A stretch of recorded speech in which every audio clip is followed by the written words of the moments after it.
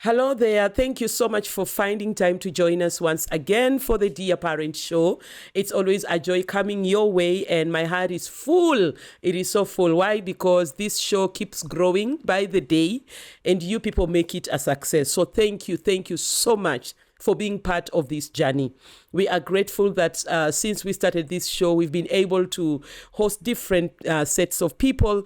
And our take has always been, if say this is your first day to join us, there are many more episodes before this one. So just go back and watch each and every one, if possible, all of them. Pitia zote ni mingi, and they're good. Just go through them and just pick something. And trust you me, I have always believed this, and I say because I watch them, by the way. Every episode is different. Every guest is different. Every letter is different. Every conversation is different. So you're either going to learn, you're going to be encouraged, you're going to be challenged, you're going to be reminded of some stuff. Earlier, before this episode, behind the scenes with my guest, we were talking about us, millennials and Gen X's, the way to condemn stuff. Zenye saa zingine ni hao watoto wanafanyanga tuna realize, So sometimes you're in this and you realize we are talking about you as a young person, yet you're in your 30s, 40s, So go back, watch, and let's keep just journeying together. And thank you for everyone that has subscribed to the channel. Tuna grow every day. Oh, thank you very much. Growth aina budi ku happen. Anyway, today I am honored to have an amazing lady. My name is still Nashami. Sorry. Niko na jina naitwangwa Nashami, mtoto ya Wangara. And I am your host. So I am honored to have an amazing lady today who's joining me on set. And we're going to have a beautiful conversation. I have always told you this. Mtu wangu, history ya kuminimize, story ya kumute, story ya kuanzisha na unaishia tu, change hiyo story. Si story fiti. Sit in to the last minute. Na usimute. Kama unapigiwa tu kelele earbuds ama earphones, weka kakitu, but let's just watch the very last minute. Sawa. All right, let's do this. Let's get to know our guest and have a beautiful one. Hi, Dada. Hi, Nashami. How are you? I'm good. Wait, by then naongeanga sana. Nasikia nipumue. How have you been? I've been well. I thank God. He has been good to us. Yeah, he has kept us well up to now. Yeah. Amazing. Mwaka inaendeleaje? Second half iko aje? Second half iko so far so good. Yes. So far so First good. half ilikuwaje? First half was 3/4 nice. Quarter vile ilienda, but yeah, we thank God for everything. Okay. Yeah. A friend of mine was telling me hii second half ni ya ku take off. Tumecheza kwa runway for too long. Now it's take off o'clock. Yes. Because if we don't take off, we won't take off. So we better take off. That's true. That's very true. We have no option. Anyway, I want you to introduce yourself to our audience so that they can get to know you even as we begin this conversation. I am Laura Hasoa Gathitu. I am a mother of 8 awesome children. Yes, a daughter of Mr. and Mrs. Halumi. Yeah, basically that's me. Yeah. And what do you do with your amazing life? My amazing life, my primary role is mothering. Yes. And then I also run a small business, no big, business on the side that helps us to move along. By training, I am a trainer of trainers, majoring mostly in cosmetology, but that's on hold for now. Yes. Cosmetology. The way I've been thinking in this life, I've been thinking about taking care of my face. I started doing that, I think, 5 years ago. Teacher I've never done anything. Teacher is here now. We are those that are remiss ourselves and go. Simple Teacher utanishika mkono. Kabisa. Asante teacher. Kabisa. Karibu. Anytime. Anyway, so the Halumis. Tell me about your family, the Halumis family. Halumis family, we are 8 children. 2 are late. Our first and second born are late. The rest of us are still here. I'm the fifth born. They were, Hebel and Grace are our parents. They were blessed with 8 children, 3 girls and 2 boys. I'm the middle girl. My elder sister is late. Then there's a smaller girl, our last born. Then I have 3 brothers ahead of me and 2 behind me. Okay. Yes. Okay.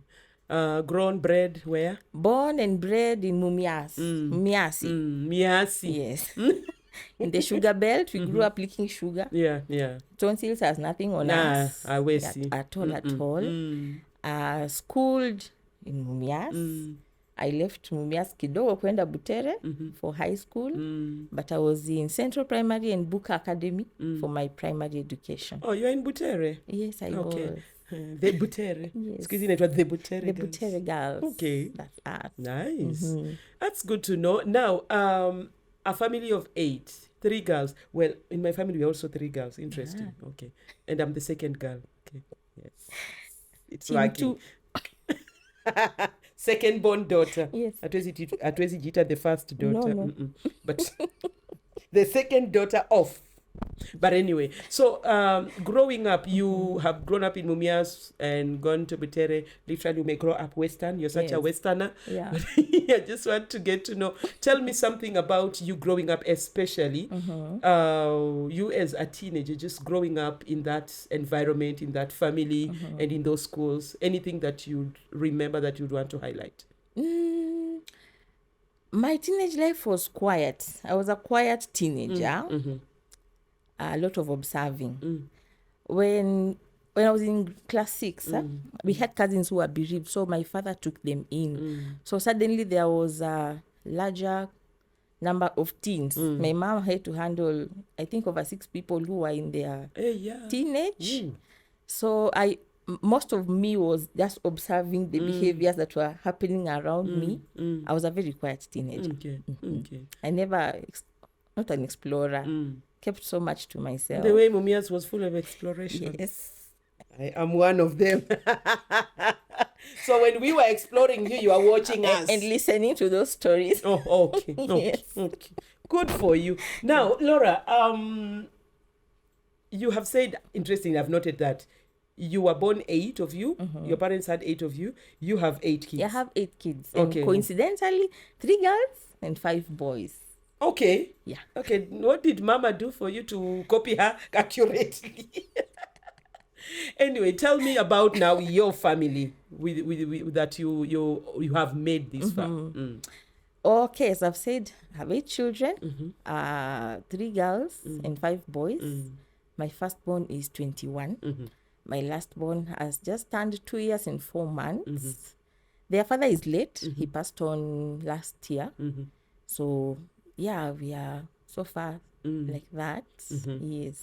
And talking about 21-year-old and 2-year-old, when you were expecting this last born, huyu 21 mwenye anamfuata kwa how old? Ako 3. No, mwenye anafuata the 21-year-old. She's 16. 16. She's So this 16-year-old and let me say by then they were 14 and what? And 19. And they realized mom is expecting another life. What was the reaction? Very excited. Oh, okay, nice. They were very excited.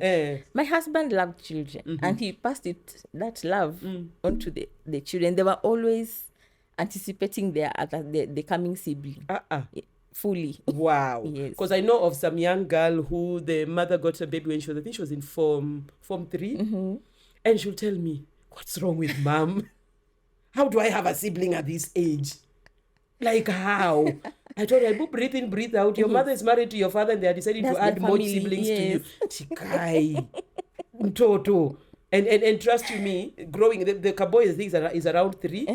Now the boy doesn't like her. But so ulimkata. Exactly. Ulimkata, uliposikia ko conceived, you didn't like him. So if he doesn't feel ours are, they love each other, by the way. My first and last, hey, they bond a lot. Recently, she had to resume school from a long break. And my youngest doesn't understand. When he wakes up in the morning, that's the first name he's calling out. I have to remind him, Amanda Shule. Yeah. Oh. They bond very well. Okay. Now, take me into life after Daddy rested. How has it been so far? For you? for me. Yes. For me, life has been, I won't say challenging, but it has been a process of additional learning. You know, the way they say learn, relearn, and learn. It has been a process of additional learning to cope with the loss, the absence. And now I have these 8 people who need me, and they need me very sober. And you see, I have children on all ages. And I have to be there for them as individuals. Not I'm their mother, but I have to be there for them as individuals, because the way my firstborn is reacting to life is not the way my 7th born is reacting to life, is not the way my 5th born is reacting to life. I have to be there for each and every one of them. So I came very quickly to realize that I have to be at my utmost, like 100% or 101% sober. Yeah. And now for them, the kids, because one thing I've always said, grief is personal. Yes. We don't do it collectively. Everyone walks the journey on their own, as much as we are one. So how, among the kids, is there any that you'd say it's been a toll load on them, or how have they handled it so far? There was one. There was one, my 6th born. So the toll load on him. He's the one child that masaa yake ya shule, the father was awake also to take him to school and sometimes pick him from school. So they bonded quite a lot with him. So when he passed on, it was tough for him to adjust. It took a while for him to adjust. Right now we are at a good place. He's okay now, but it took a while. To some point where at some point he would go to, when they resumed school after the burial and everything, he one day came home and told me, "Mom, I want to nataka daddy." Wow. So I told him that dad is in heaven. And he said, "Yeah, we need to go get a car to the heaven," because I asked him, why are you asking for your dad? He said he wants to report somebody who is bullying him in school. So you have to think very fast. There are some children you can't tell a child things you will tell an adult, like you see, you can't go to heaven. I had to be very practical. So I took him outside. We sat outside. I told him, "Fine, let's sit here and wait for a car that goes to heaven. Then we shall use it." So we sat. So whenever our car would pass, I would ask him, "Inaenda wapi?" He say, "Inaenda huku." Na inaenda wapi huku? So after a while, I told him, "Now you can see there's no car going up there. So we can't really go to heaven." But then I reminded him, when their father was alive, at some point, my 3rd born was being bullied in school. So my husband took it upon himself to teach each one of them how to beat, how to box someone. So he used to say, "Ukichapwa chapana niitwe kesi." Acha niitwe kesi. Okay. Yeah, but don't be a coward. So I reminded him, if somebody is being violent with you, throw back a punch. Learn. That's how we survived Nashami in school. Yeah, we are being bullied, we bully back, and bully anakuogopa tu hivyo. Yeah, we survive. So I reminded him of that. Parenting has no manual. And that's how we flow. So I reminded him. I think he handled whoever was disturbing him, because I never had that story being brought back. Okay. At home. Okay. Yes. For the rest, it has been a day at a time, much as sometimes that statement doesn't even make sense. I know. But yeah, I can say we handle things as they come. Yeah. Okay. Grace to you. Amen. May it be multiplied. Amen. And those babies are blessed to have you. Amen. Even in this season. Thank you. It had to be you, not another. Now, I want us to quickly go through a letter here and learn and help understand some young person. And then we will be continuing. And we have always said this is our manual, good people. Dear parent, ni manual ya hii show. Si manual ya parenting. Someone told me, "Unatuambia uko na manual ya parenting." Sina. Hii ni manual ya show.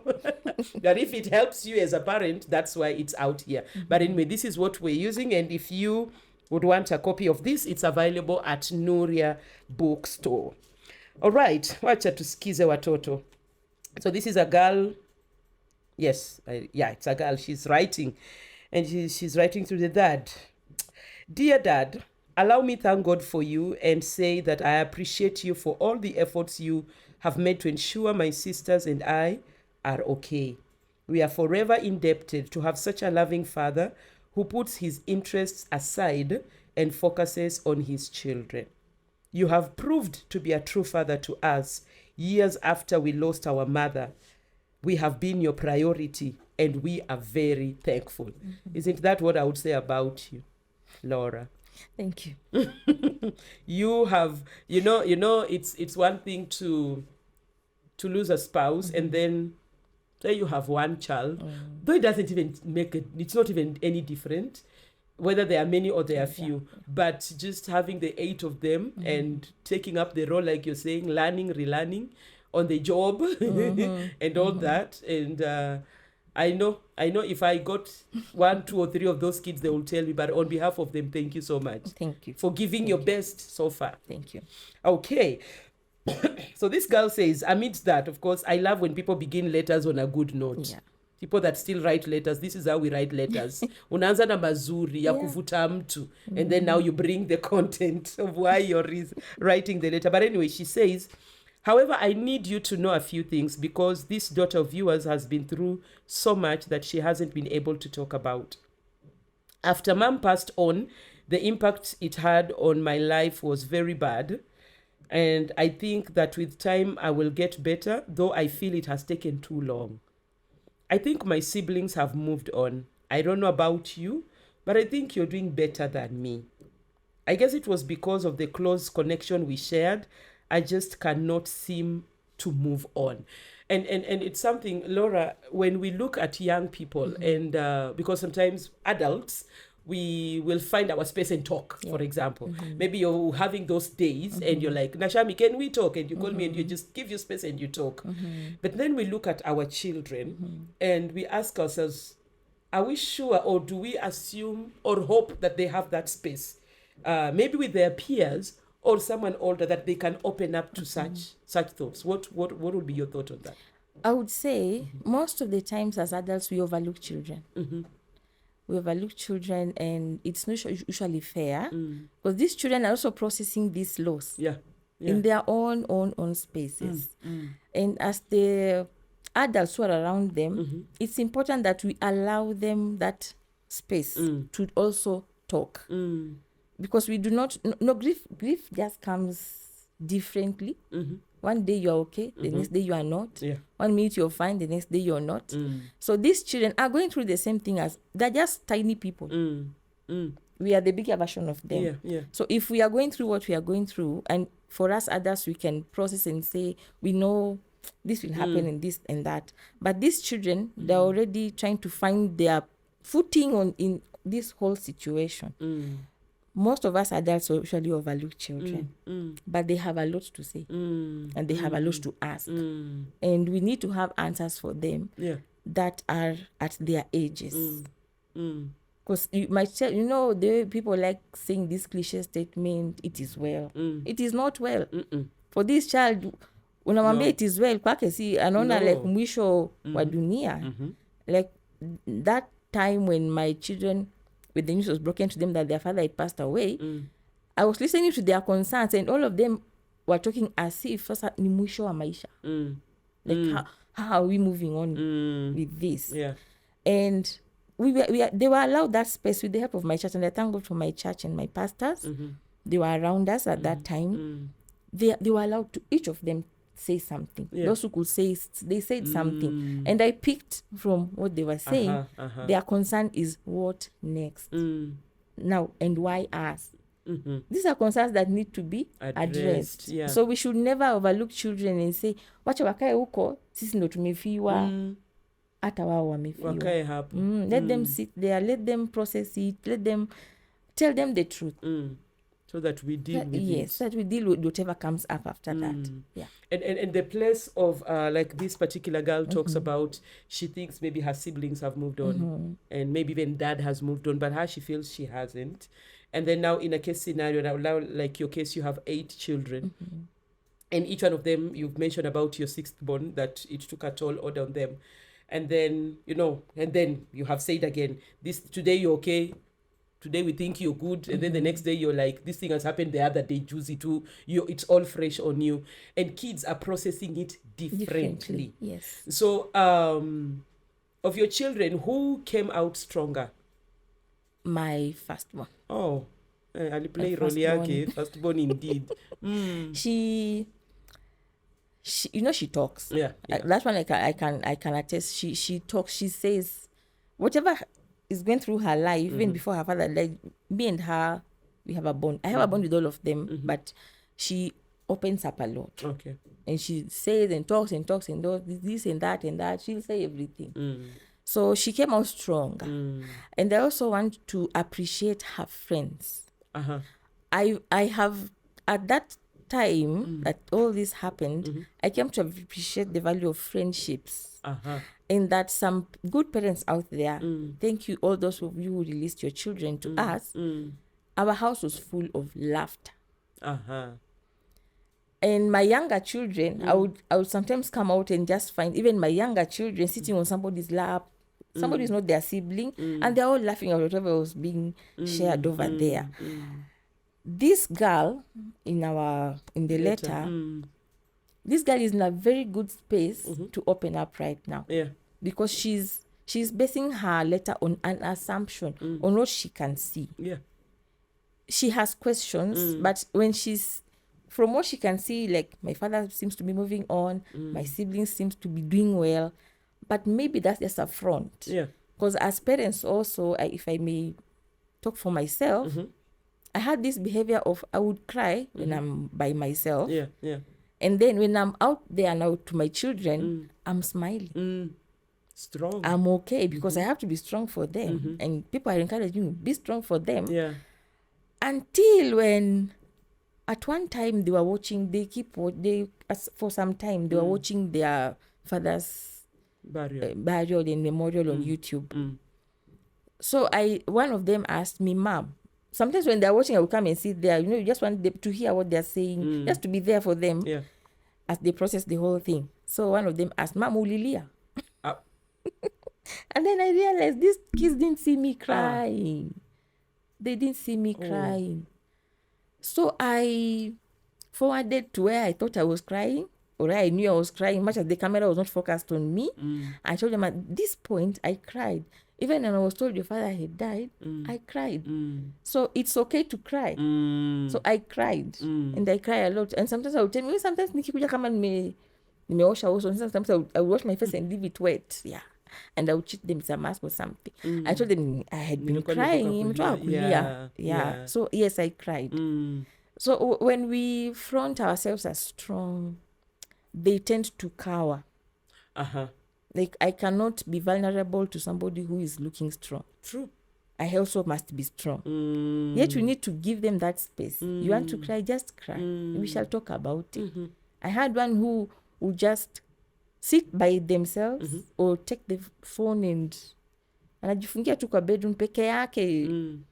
I had to call him out. And tell him, come and bond with people outside. Give me that gadget now. I kept it away. Because I don't want this boy to think he can mask his feelings by watching, I don't know, comedy or something on TV. Let him come out and talk the way the others are talking. Yeah. So this society. This one of ours. Us, where we are as adults, we need to let our children know that we also process emotions. We are not always that strong when such a thing has happened. And that for them it's also okay. Whatever feelings they have, it is okay. Yes. Amazing. Thank you. You have expounded on it so well. Asante sana. Anywho, it's interesting because now this is a girl writing to her father. And there's a place she goes on to talk about a paragraph. She says, on the other side, I have been undergoing so much in school. There's this girl who became like my confidant and place where I can go and offload my burden without fear of judgment. I tell her everything that goes on in my life, and she gives me such a listening ear. Little by little, we've become so close, and I started liking her more than is expected. I was scared because I've heard of girls who are bisexual and never thought that could be me. I've tried getting a boyfriend to get rid of this. Aki watoto. Hizo ni gani? Atutafuta boyfriend ndio uache kufeel girl. Oh, yeah. To get rid of this love, I feel for my fellow lady in as much as I felt it was not time for me to start dating. I'm still struggling with all this because unfortunately for me, I have not found a boyfriend and I still have strong feelings for this lady. I dread going back to school because when I'm around her, I just can't help what I feel for her. You know, this girl lost her mother. Yes. And so she is looking for a female companion.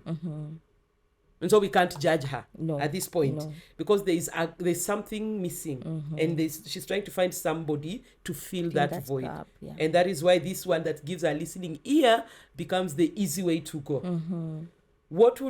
How would you talk to such a girl if one of your girls, no, let me say one of your boys, because now this is, their dad is not here. So one of your boys comes up with such a case scenario. How would you talk to such a young person? I want to imagine this girl is in high school, so she's a teenager. Yes, yeah. And now teenage comes with all these emotions, infatuations to people and everything. So in my view, this girl is this when I say misconstrued or misplaced. She is misplacing her feelings. On one side, she needs a boyfriend. She says she needs a boyfriend, and now here she's having feelings toward this one who is female, and she's one giving her that space to talk. If the father, I'm not judging the father, but I'm saying if the father had opened up to her, maybe these feelings toward this woman, this other fellow woman, would not be the way they are. It would be like, you're just my friend.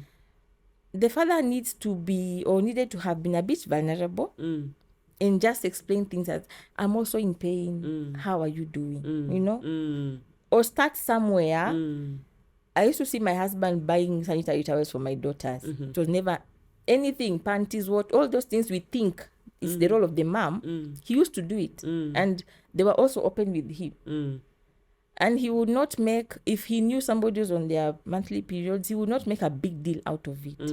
So they also had a relationship based on that. You know, sometimes as mothers, we tend to think, let people know around you, your family anyway, you're expected to keep some things within you. So if we are vulnerable to our children, if my son came to me and told me, or I came to learn that he's having feelings towards another man, I'll sit him down and tell him, see, you're a teenager. At this time, you are having these hormones going on in your body, and you tend to feel like you need to love something. Yeah. And now there's this one that is being close to you, you're projecting that feeling to him. And before this, she has said that she fears losing. Yeah. So this one who is close to her is the one that now she's going to project all these feelings. Yeah. Urafiki na mapenzi nitaelekeza hapa, and just sit them down and take them to them. It's not right, depending on how the family and as a family, how you view these single sex relationships. There are people who stand them. Personally, I can't. So I will just tell my child, tell my son, this is wrong. You're just misplacing this feeling to the wrong person. The fact that you know you need a boyfriend, or you're telling yourself that you need a boyfriend, should tell you that you're not bisexual. You are not, because you are not bisexual. You are wired for male, not for female. So this is just a figure that is close to you that you think you love. Yeah. And now the infatuation comes out, projects to them that now you love them. It's a matter of just sitting down, in my view, and just explaining to them what is going on with them. And also being vulnerable with them. And let them know that because she's saying, I think you're doing better than me. Maybe that's not the case. True. So let this father tell the daughter, I am not okay also. True. Maybe the two of us can be friends, and let's talk about this that we are going through. You as a child and me as a spouse. Parent. Yeah. Interesting. Thank you for that. That last paragraph kind of tries to answer, or maybe she's just confused and trying to air her thoughts, but she says, I may not be sure. Maybe it is because I lack a female figure I can be opening up to, since I don't even know how I can tell you these stories. Maybe I hope that someday you will get married again, and that the lady you will marry will play the role of a mother in our lives. You know, you are a father of girls only, and we definitely need a mother around. watuache pressure. And so I am hoping that all works to our advantage when you choose to marry again. But I appreciate and love you so much, Dad. And so I'm just thinking, that place when she says, maybe I don't have a female figure that I can open up to, because maybe mom was that space for me. And I would ask you this question for your sons. Well, daughters too, because wasichana na baba zao, but for your sons basically. It's 1 year gone, and God will give you many years together as a family. Amen. Do your sons have people, male figures that they look up to? Maybe your brothers, your cousins, just anyone in their space. Funny that you say that, and it has come up in the story also. There's this notion that the society has that there has to be a father figure, there has to be a mother figure. Sometimes it's not always the case.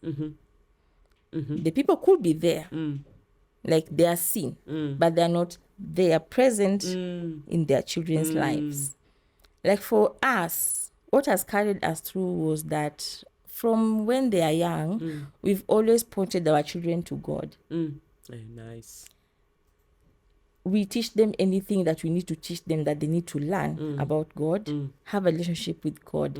So when their father passed away, I went back to the scripture that says, "Is the father to the fatherless." So I keep telling them, your father is in heaven with his father, who is also now your father. So don't feel the absence of your father. You have a father. You may not see him, but he is there. And because of the things that they have seen, their father was very, very close to God, if I may say so. Very close. And he passed the same knowledge to the children. So it was not strange when I tell them, you have a father in heaven. I had an incident where I went to pick my children from school, and 2 small boys came and they were like, "Habari mama Mwangi?" I told them, "Yeah, mzuri." "Mwangi hana dad." I told them, "Hana." Because now I have to bring myself down to their level. What happened? Nilimfanyikia. So I told them he was shot. But people who don't know, then he went to hospital and he died from his injuries. So one of them kept quiet and asked me, "Sasa baba wenyu ni nani? Jioni baba nani anakuja kwa nyumba yenu kama baba wenyu?" Wow. I told him nobody comes. No male figure walks through the door. And then I told him, but you see, as we love God and we know that God is our father. So this boy looks up and looks at me and then he says, ati Mungu anakujanga. Anatoanga job anakuja kwenyu. So before I could answer that, mwalimu ashawa peleka penye wanafaa kukaa. I would say it helps to point children to a higher being. I love that. It helps a lot, because when they have a relationship with God, like mine do have a relationship with God, sometimes when they ask me for things, I normally tell them, why don't you start by asking your Father in heaven? And your Father in heaven will provide, or he will talk to me on what to do. I have always told them that, because I tell them, even myself, your father is not here anymore. I was a stay-at-home mother. He was doing everything. So when I have a problem, I just go to my Father in heaven. He is my father. And the scripture says that he's also my husband. So I go to him sometimes as his daughter and sometimes as his wife. And in his own divine powers, he provides what needs to be provided. Sometimes he provides then, sometimes it's wait, sometimes it's no, depending on now what you need, but he always provides somehow. So when we point our children to a higher, like to God, he's the one who knows the end. He knew that this would happen. He knew that this period your father will not be there, and he in his word steps in as that dad. So when we help our children to understand these things, it's a journey. Some may not understand. I know my youngest 3 or 4, the last 3, the 4th one knows. They don't really have that concept of is the dad. Like when they are very angry, mbona daddy, mbona, and all that. But it's a process that you teach them that this will happen. And you see, when I have prayed for something, and God has made it happen, I don't keep it to myself. I go to them and tell them, look, we were trusting God for this and we prayed, and this is the answer. So they're able to relate that truly God, when he says he's the father to the fatherless, he is that father. So it's a journey. It's a journey. It's a it's daunting, and it can be very tiring sometimes. No, the human side just comes in and like you're tired, but you encourage yourself. Okay. Like when you have children looking up to you, like this father, I'm sure this father is in a very awkward place, but now it's the mom gone, and the mother figures are not present because this girl would have mentioned. True. So the females are there, but are they there? Are they really there? Are they really there? It happens that they may not be there.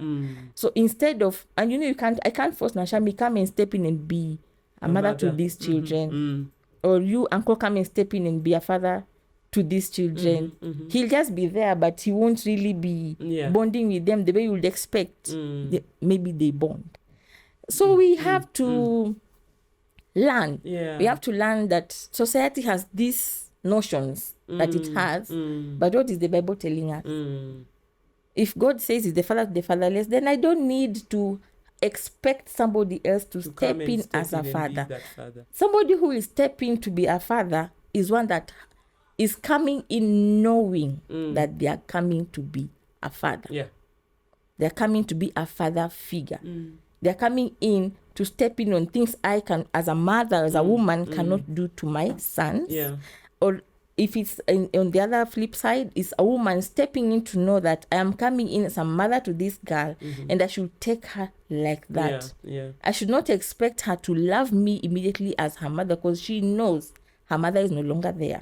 But I can weave my way, pole into her life for her to see, I am here for you.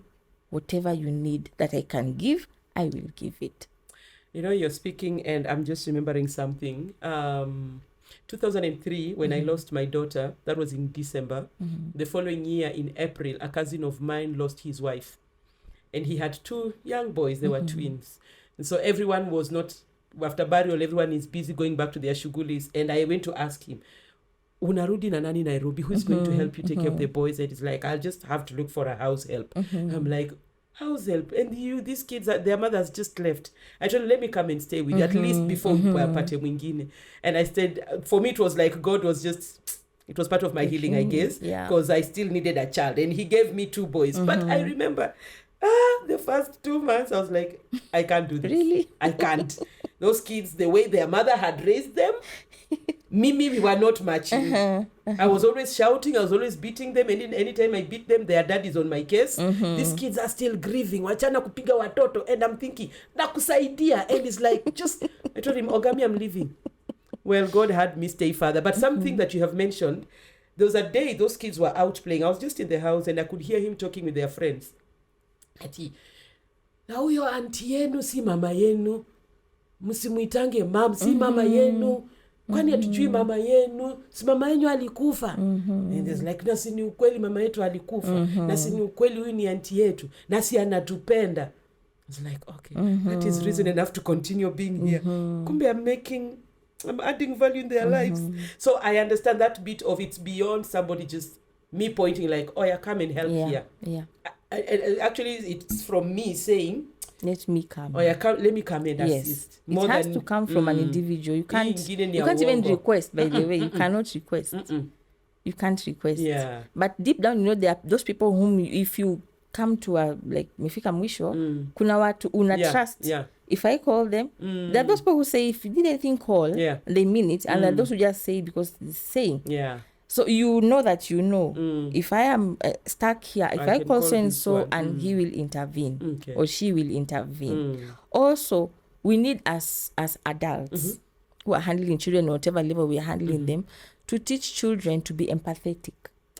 Because they are either around somebody who is bereaved or they will be bereaved. So we need to teach them that it's not bad if somebody doesn't have a dad, because this person is not existing from a cell. There has to have been a dad somewhere that made them come into existence. So it's usually good when we teach them to be empathetic. Like if I may take the example of my second born, she's very quiet, but I've seen her schoolmates. I can say she has a strong support system in her schoolmates. They understand her. Amazing. They reach out to her, and she understands them, and she reaches out those whom she reaches out to. So if we teach our children what us as individuals, we have learned it late. Because tunajifunzanga when you're grown, so you know that I need to be empathetic to this one. Can we teach our children empathy? Nice. Because it could be somebody is not necessarily a widow or a widower, but they just found themselves, the other partner is no longer there, and this child is here. So we should teach our children that just because umsikiangi baba yake, umsikiangi mama yake, si ulemavu, or it's not something bad. Just understand that and move on with life. And same to teachers. I had a friend who told me, mwalimu aliambia watoto wachore family. And this teacher handled the family to be mother, father, and child. Like if somebody told my 2-year-old when he's of school age, draw your family, he will draw 9 people. And there will be no father there. Because that is what he knows as family. So this teacher was telling this girl, baba yako wako wapi? Draw your dad.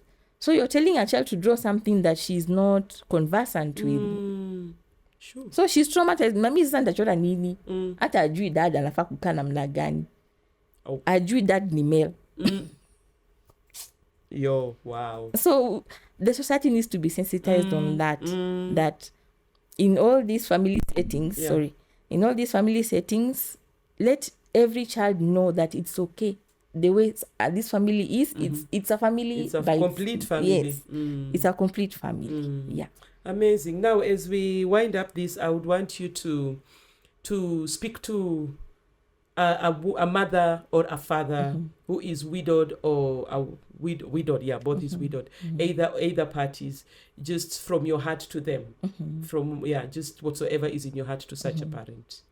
I would say, get away from cliche statements. They tend to precondition you to things that may not be what it is. Get away.